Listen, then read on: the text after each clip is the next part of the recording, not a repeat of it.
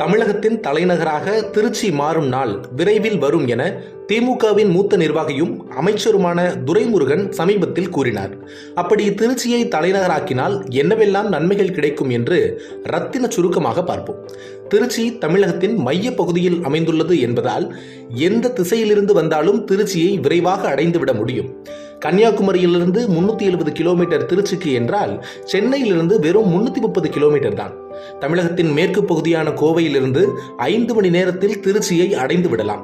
இதேபோல தமிழகத்தின் எந்த பகுதியிலிருந்து வந்தாலும் திருச்சியை சுமார் 5 மணி நேரத்தில் அடைந்துவிட முடியும். இதனால்தான் திருச்சியில் அரசியல் கட்சிகளின் பெரும்பாலான மாநாடுகள் நடக்கின்றன. காவிரி பாயும் திருச்சியில் தண்ணீர் பஞ்சமும் இருக்காது.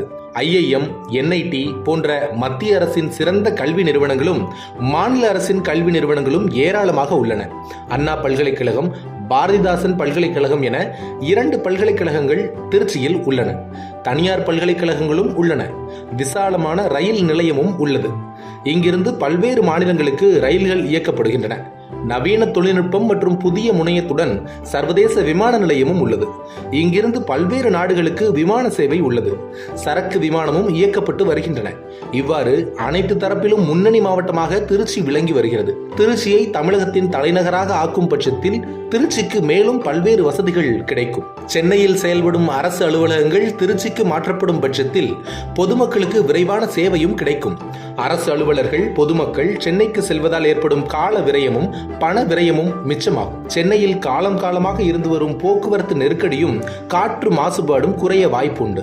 இவற்றையெல்லாம் கருத்தில் கொண்டுதான் தமிழக முதல்வராக MGR இருந்தபோது திருச்சியை தலைநகராக்கும் முடிவை எடுத்தார். ஆனால் அந்த முடிவு என்னவோ கடைசி வரை கைகூடாமலேயே போய்விட்டது. நமது அண்டை மாநிலமான கேரளாவில் கொச்சின் தான் வர்த்தக தலைநகரமாக உள்ளது. திருவனந்தபுரம் தலைநகராக உள்ளது.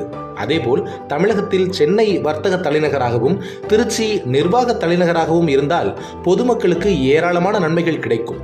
அமைச்சர் துரைமுருகனின் கூற்றுப்படி திருச்சி தலைநகரமாகுமா என்பதை பொறுத்திருந்துதான் பார்க்க வேண்டும்.